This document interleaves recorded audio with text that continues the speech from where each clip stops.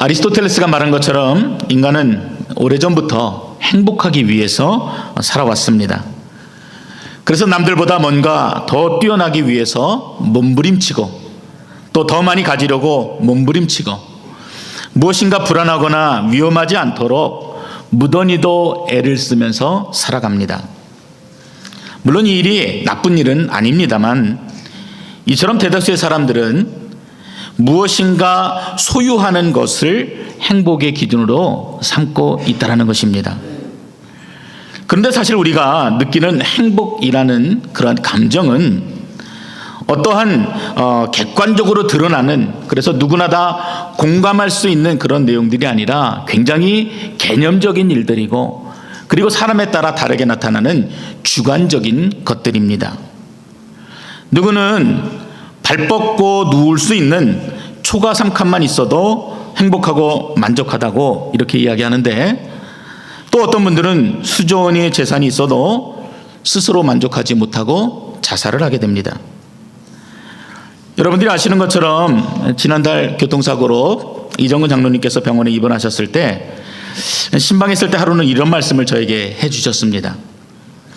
여기 있으니까 맛있는 밥도 꼬박꼬박 주고, 그리고 목욕도 시켜주고 운동도 시켜주고 집에 있는 것들이 하나도 생각이 나지 않습니다. 이러시면서 만족하다고 하시는 말씀을 저에게 해주시는 것이었어요.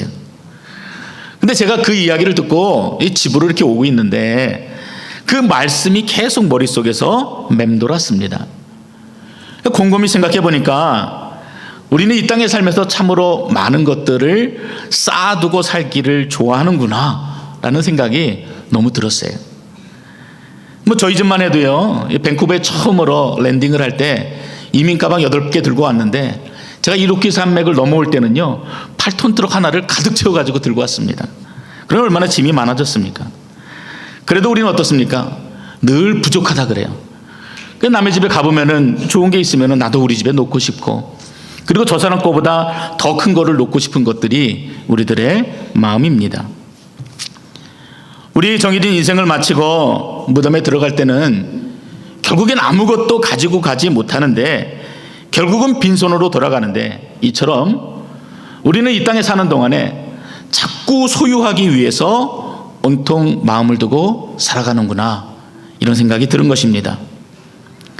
전도서 6장 3절의 말씀처럼 사람이 비록 100명의 자녀를 낳고 또 장수하여서 사는 날이 많을지라도 그의 영혼은 그러한 행복으로 만족하지 못하며 살아간다. 너무나 정확한 말이 아닌가 생각이 듭니다. 그렇다면 여러분, 진정한 행복은 어디에 있을까요? 성경은 이 세상의 것에는 진정한 행복이 없다라고 그렇게 정의합니다. 오히려 진정한 행복은 우리들의 마음속에 있는 것이다 라고 말씀합니다.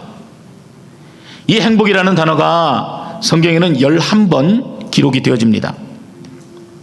욥기에 5번 기록이 되어지고요, 전도서에 3번, 그리고 에스라에 1번, 그리고 신명기에 2번 이 행복이라는 단어가 등장합니다.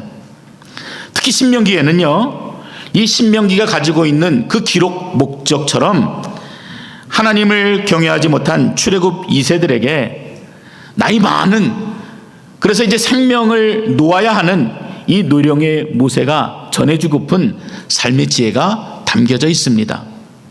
물론 율법서지만 우리가 이 땅에서 어떻게 살아야 되는지에 대한 분명한 진리가 담겨져 있습니다. 그래서 신명기 말씀은요, 어떤 말씀이 되냐면은 우리가 이 세속적인 세상에서 어떻게 그리스도인으로 살아가야 하는가에 대한 귀중한 진리가 담겨져 있습니다. 그런데 모세가 그 일들을 적으면서 행복에 대해 이야기할 때도 결코 더 소유하는 것을 말하고 있지 않습니다. 신명기 10장에서는 오늘 네 행복을 위하여 네게 명하는 여호와의 명령과 규례를 지키라. 뭔가 가슴이 턱하지요? 행복을 위하려면은 뭔가 더 많이 가져라, 그리고 무엇인가 많이 여행도 다니고 즐겁게 살아라, 이런 이야기가 아니라 오히려 율법과 계명들을 잘 지켜라, 이렇게 권고합니다. 신명기 33장 29절에서도 이스라엘이여 너는 행복한 사람이로다. 여호와의 구원을 너같이 얻은 백성이 누구냐?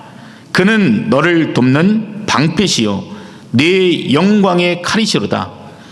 네 대적이 네게 복종하리니 네가 그들의 높은 곳을 밟으리로다. 이렇게 이야기합니다. 그러니까 여호와 하나님을 모시고 사는 자가 이 세상에 있는 그 누구보다도 행복한 사람이다. 보아라, 너처럼 이렇게 놀라운 구원을 얻은 자가 어디에 있느냐?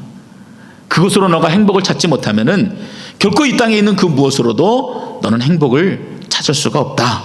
이야기를 하고 있는 것입니다. 그래서 그리스도인은 행복을 어디서 찾는지 아십니까?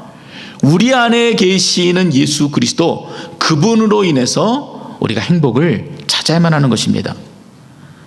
그분과 내가 같이 함께 있는 것이 내 삶의 이유와 목적이 되어야 되고 내 존재의 목적이 되어야 하는 것입니다. 그러므로 여러분이 행복하게 살고 싶으시면은 예수 그리스도, 그분 안에서 찾으셔야 합니다. 그래야지만 여러분이 진정한 행복을 찾을 수가 있습니다. 자, 한번 따라해 보십시오. 예수님 안에서 나는 행복합니다. 네, 이거를 잊고 사셨죠. 다른 데서 행복을 찾으니까 행복을 못 찾잖아요. 다시 한번 해볼까요? 예수님 안에서 나는 행복합니다. 네. 자, 이거를 할까 말까 계속 망설였는데 뭐냐면은 보니까 지금 한 분이 조시기 때문에 이거를 해야 될 것 같아요. 우리가 불렀던 옛날 찬양 중에 이런 찬양이 있습니다. 예수 안에서, 이런 찬양 들어보셨어요? 이렇게 한번 해보는 겁니다. 예수 안에서 나는 행복하네. 예수 안에서 나는 행복하네. 잘하시네요. 예수 안에서 나는 행복하네. 하나님의 영광, 하나님 함께 누릴 소망 있네. 함께 누릴 소망. 예수 안에서, 나는 행복하네. 나는 행복. 야, 이거 반주까지 나오니까 너무 좋은데요. 한 번 더 하겠습니다. 다시 한 번 더. 예수 안에서 나는 행복하네. 나는 행복한. 예수 안에서 나는 행복하네. 예수 안에서 나는 행복. 하나님의 영광, 함께 누릴 소망 있네. 함께 누릴 예수 안에서, 예수 안에서 나는 행복하네. 나는 행복하네. 감사합니다. 예수님 안에 우리 행복이 있어요. 여러분 믿으십니까? 세상이 줄 수 없는, 세상이 감당할 수 없는 행복과 평안이 바로 예수 그리스도, 그분 안에 있습니다. 그 안에 평안함이 있어요. 기쁨이 있어요. 우리가 이 땅에 있는 동안에 아무리 많은 것을 가져도 얻지 못하고, 우리가 아무리 많이 배워도 얻지 못하고, 또 세상적으로 인기를 얻고 높은 위치에 있다고 할지라도 그 안에 없는 참된 평안과 기쁨과 행복이 예수 안에 있는 줄 믿으시기 바랍니다. 오늘 우리가 읽은 이 빌립보서는 이 바울이 감옥에 갇혀 있는 동안에 이 빌립보 교회 성도들을 너무나 사랑하는 마음에 적은 편지글입니다. 그러니까 그 시기적으로 보면은 바울이 순교를 당하기 5, 6년 전쯤 기록된 그러한 편지글이에요. 그렇게 보면 바울의 나이는 이미 60세를 접어들었습니다. 인생의 지금 마지막을 어디서 보내는 것입니까? 감옥에서 보내고 있는 것입니다. 여러분, 바울이 누굽니까? 예수님을 만난 후에 그 인생이 완전히 달라져서 하나님께 부름을 받을 때까지 30여 년 동안 쉼없이 복음을 전하고 증거하면서 소아시아를 누볐던 사람입니다. 그리고 유럽을 방문할 때마다 그 중요한 길목마다 교회를 세워서 세계 역사의 흐름을 바꾸어 놓은 히어로가 바로 바울입니다. 그런데 그 영웅이 점점 다가오는 자신의 마지막을 느끼면서도 지금 전혀 위축되지 않고 아주 당당하게 자신의 꿈에 대해서 이야기하는 내용이 오늘 우리가 읽은 이 본문의 내용입니다. 13절과 14절을 먼저 좀 보도록 하겠습니다. 같이 한번 읽어봅니다. 형제들아, 나는 아직 내가 잡은 줄로 여기지 아니하고 오직 한 일, 즉 뒤에 있는 것은 잊어버리고 앞에 있는 것을 잡으려고 표대를 향하여 그리스도 예수 안에서 하나님이 위에서 부르신 부름의 상을 위하여 달려가노라. 이쯤 되면은 좀 잡았다고 얘기하면 참 좋을 텐데 나는 아직도 못 잡은 것 같아. 그래서 이 주님께 붙든 것을 향해서 내가 생명을 다해서 끝까지 달려가기를 원한다. 이 표대가 영어로는 goal로 돼 있어요. 아직도 그 goal에 내가 도착하지 못했기 때문에 주님이 부르시는 그날까지 나는 힘있게 달려간다. 지금 내가 처한 상황이나 환경, 이것 때문에 내가 주저하거나 머뭇거릴 것이 아니라 나는 주님이 내게 주신 소명이 있으니 그 소명을 향해서 달려간다. 이렇게 당당하게 이야기하고 있는 것입니다. 그래서 바울의 마음에는 내가 지금 어떠하든지 지금 이 그리스도의 부활에 동참하기를 원하는데 내가 살아온 길들을 돌아보니까 그 길마다 내가 행했던 일들로는 도저히 그 여호와의 부활을 붙잡을 수가 없었다. 내가 온전해질 수 없었다. 그래서 내가 의지해야 될 것 단 한 가지, 나는 그분을 붙잡지 못하지만 그분이 나를 붙잡아 주신 그걸로 인해서 내가 힘있게 달려나가겠다, 이 이야기라는 것입니다. 여러분, 이게 우리 안에 굉장한 감격이 기쁨입니다. 우리는 하나님을 붙잡을 수 없어요. 여러분, 우리가 원한다고 하나님이 내 구세주가 되십니까? 절대 그렇지 않습니다. 하나님이 우리를 붙잡아 주셨기 때문에 우리가 하나님의 자녀가 되고 오늘 우리가 함께 예배를 드리고 있는 것입니다. 그러니 얼마나 은혜가 있어요. 감격이 있죠. 그러니까 지금 자신의 상황과 처지가 아니라 주님이 나를 붙잡아 주신 그 뜨거운 마음이 그 중심에 있기 때문에 너무도 당당하게 자신의 비전과 소명을 말하고 있는 것입니다. 실질적으로 바울이 처한 상황은 소망이 없는 것이죠. 감옥입니다. 오로지 죽음의 그림자만이 드리워진 것입니다. 그런데 실제 바울이 지금 느끼고 있는 것은 예수님이 나를 붙잡아 주셨다. 나를 살려주셨다. 그 은혜를 더욱 견고히 붙들기 위해서 나는 오늘도 달려가야 한다. 이러한 멋진 소명의 고백이 그 중심에 있는 것입니다. 이러한 소명은요, 결코 젊다고 해서 가질 수 있는 비전이 아닙니다. 신앙생활을 오래 했다고 그렇게 거저 얻어지는 것들이 아니에요. 아마 잘은 몰라도요, 옥중에서 이 글을 쓰고 있는 바울은 지금 이 세상에 있는 그 누구보다도 가장 행복한 마음을 느끼고 있을 것입니다. 그렇다면 여러분은 어떠십니까? 한번 스스로에게 질문해 보세요. 나는 행복한가?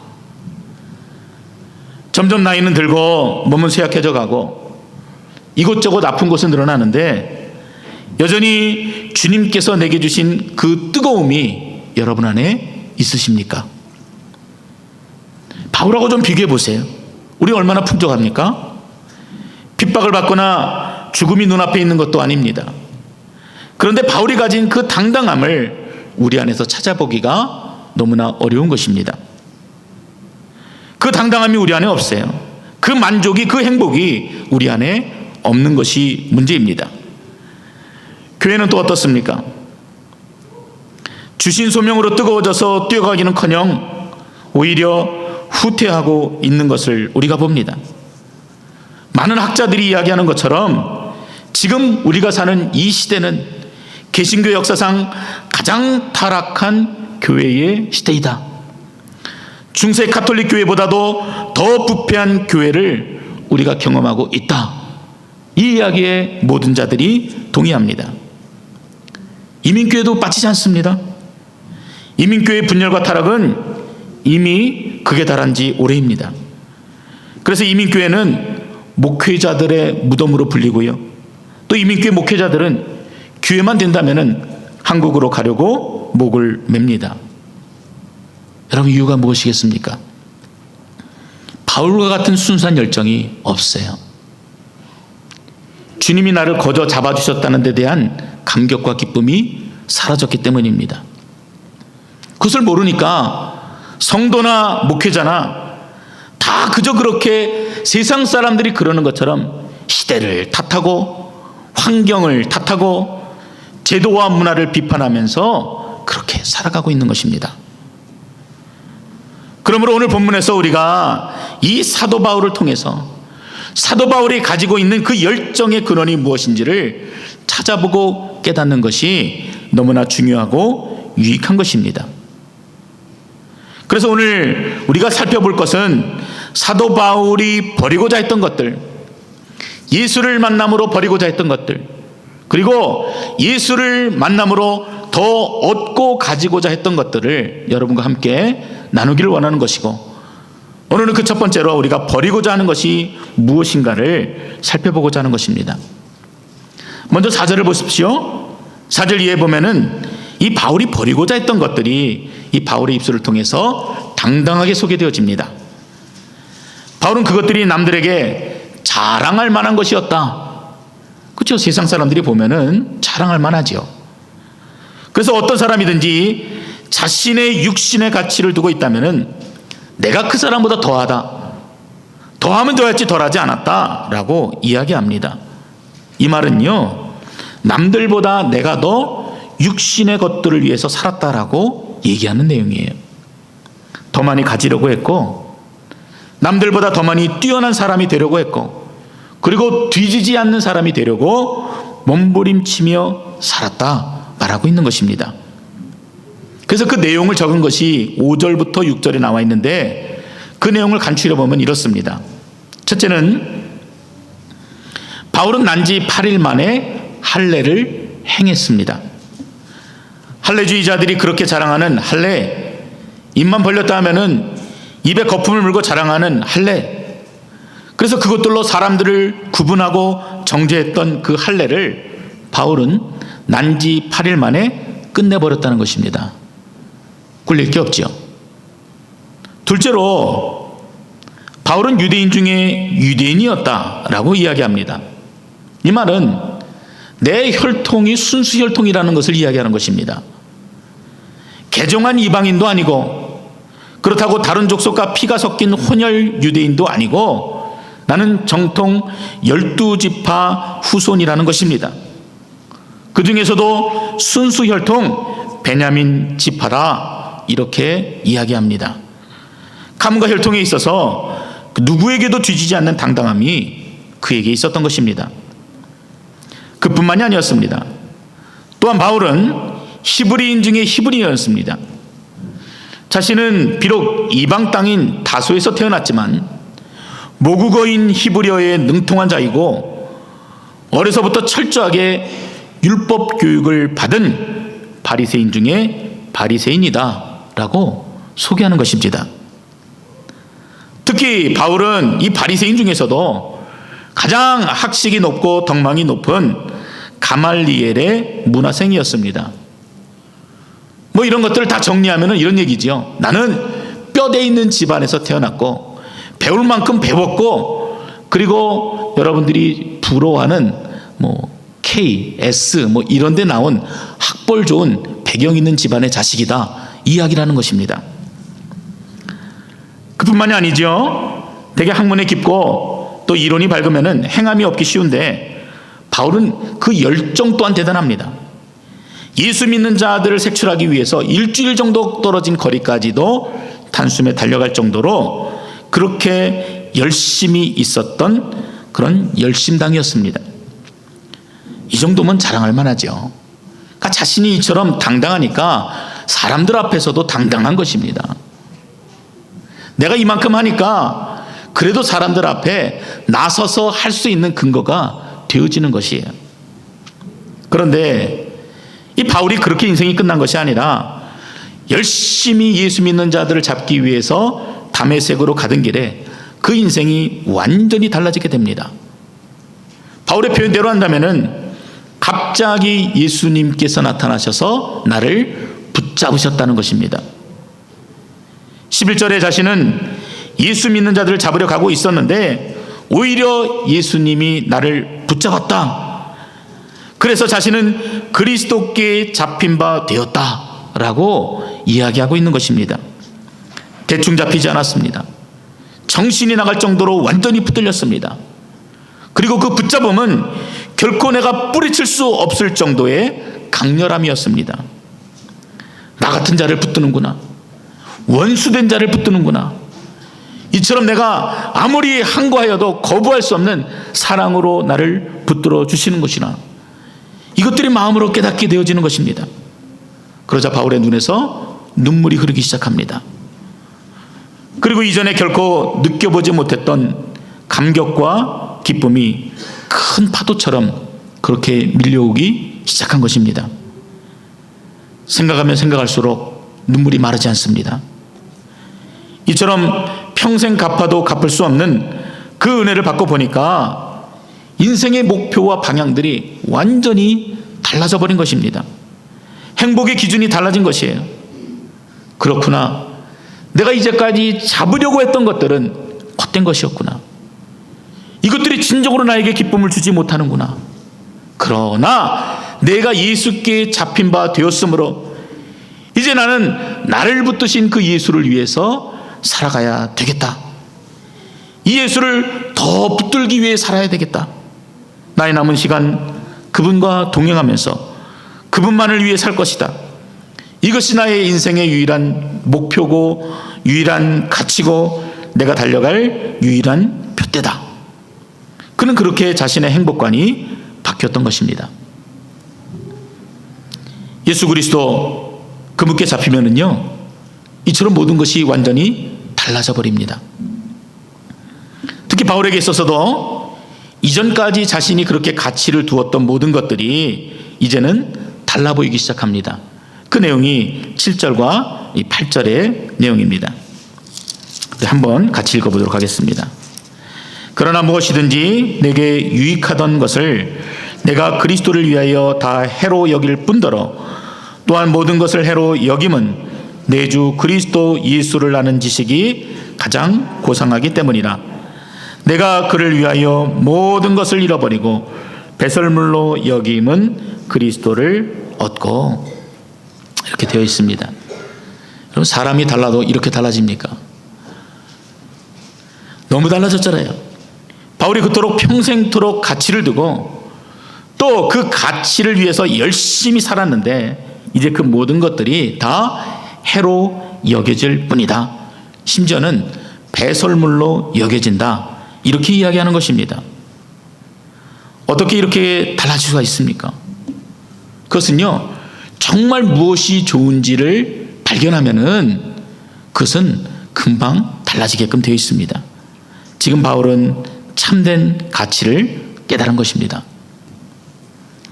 몇 년 전만 해도요, 신방을 가보면은 집집마다 가장 잘 보이는 곳에 이 배가 불룩한 굉장히 큰 대형 TV가 한 대씩 놓여져 있었습니다.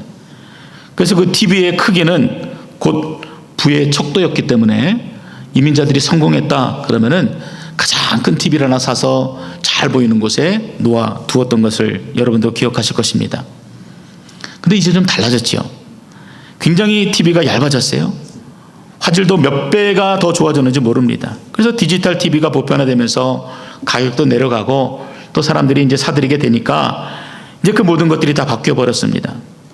벽에 착 달라붙어 있어서요, 공간도 차지하지 않고 또 화질은 얼마나 뛰어난지 뭐 배우들의 땅구멍까지 다 보일 정도입니다. 그러다 보니까 어떤 문제가 생겼냐면은 이전까지 그렇게 애지중지하면서 집에 가장 좋은 자리에 놓아두었던 그 대형 TV가 골칫덩이가 돼버린 것입니다. 쉽게 버릴 수도 없는 크기고 치우자니 아깝고 막 그러는 것이죠. 그 어느 날은 한 장로님께서 저희 집에 TV가 없다는 것을 아시고 이제 그 처분이 불가능한 TV를 저에게 주셨습니다. 저희 집이 타운하우스 굉장히 좁은 집에 살고 있었는데 그 TV를 갖다 놓으니까 그 거실 반이 없어지더라고요. 그래서 이제 TV를 켜보니까 그나마 그 TV가 또 색깔이 또 이상한 거예요. 그래서 써보지도 못하고 버려야 할 처지가 되었습니다. 그래서 버리려고 보니까 남자 4명이 들어도 다 들을 수 없을 정도로 무거웠더라고요. 그래서 겨우겨우 들어서 옮겨버렸던 기억이 있습니다. 이제는 그런 TV를 그냥 가지고 가라고 해도 아마 가져갈 사람이 없을 것입니다. 오히려 버리려면은 더 돈을 주어야 할 지경이 되어버린 것이죠. 이와 마찬가지입니다. 바울에게 있어서 예수 그리스도 그분에게 붙들리는 것은 자신이 그동안 행복의 조건이라고 여겼던 율법이나 혈통이나 할례나 육체의 의로움과는 결코 비교될 수도 없는 참된 행복과 기쁨이라는 것을 바울이 발견한 것입니다. 바로 이 보배와 같은 지식, 예수 그리스도를 아는 지식을 소유하였기에 바울은 지금 자신이 처한 상황도 죽음이 드리워진 그 어두움도 넉넉히 이겨내고 당당할 수가 있었던 것입니다. 결국 바울은 60세쯤 되어서 네로 황제 시대에 참수형을 다해서 순교를 당합니다만 그가 기록한 행복 보고서가 오늘 우리에게 그 감동 그대로 전달되고 있는 것입니다.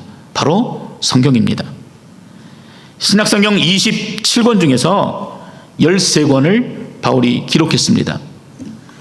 또한 히브리서 또한 그의 영향에 의해서 쓰여졌다고 보기 때문에 신약 27권 중에서 반 정도 되는 책들이 이 바울의 영향력 아래서 쓰여진 책이라고 할 수가 있는 것입니다.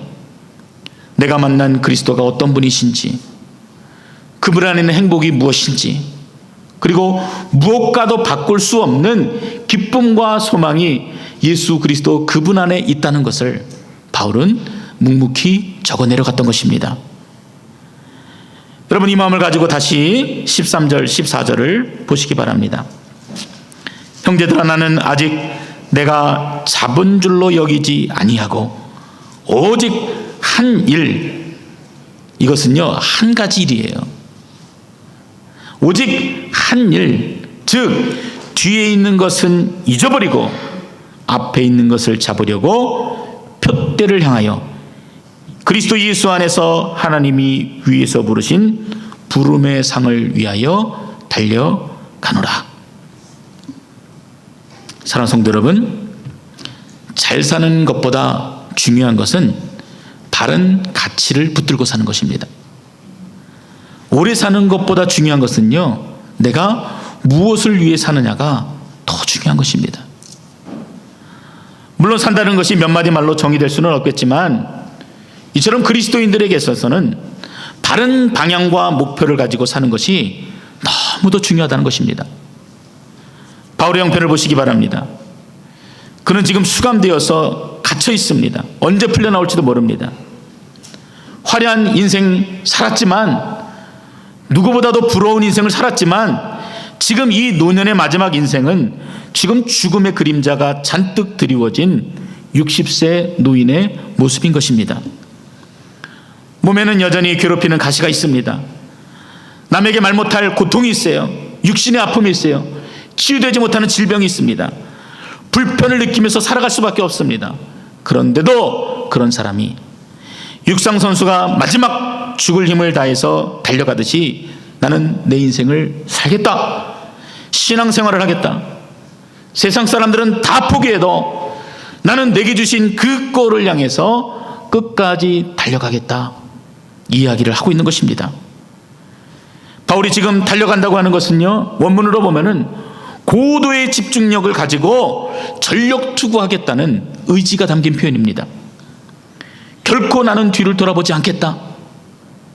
이전 것들을 깨끗하게 잊어버리겠다. 그리고 나를 가볍게 하기 위해서 내가 그렇게 가치 있게 여겼던 그 모든 것들을 아낌없이 버리겠다. 이 이야기들을 하고 있는 것입니다.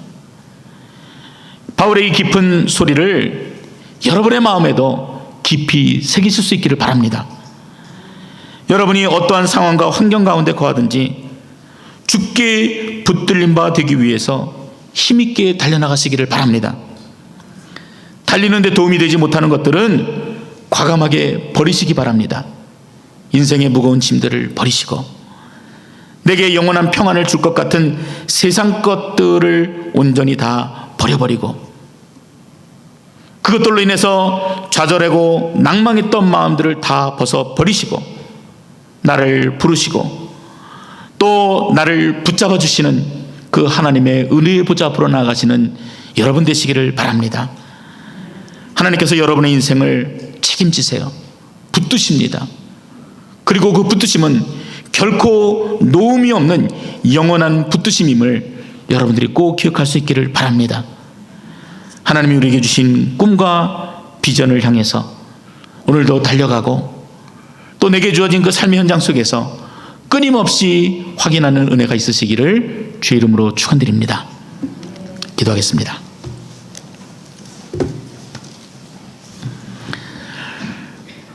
참 좋으신 아버지 하나님, 저마다 어려운 때를 지나고 있지만 우리가 그 상황과 환경 속에서 절망하고 낭망하는 것이 아니라 우리 주님이 이미 내게 주신 그 은혜, 나를 불러주시고 붙잡아 주시고 하나님의 자녀 삼아 주시고 또 영원한 천국을 허락하시는 그 놀라운 은혜들을 기억하게 하여 주시옵소서. 그래서 그 소망을 주님 오시는 날까지 붙드는 자 되게 하시고 또 내게 허락하신 하루하루를 온전히 사는 인생 되게 하시고 내게 주신 소명과 비전을 쫓아 끊임없이 달려가는 귀한 믿음의 일꾼들이 되어지도록 아버지 하나님 인도하여 주시옵소서. 예수님의 이름으로 기도드렸습니다. 아멘.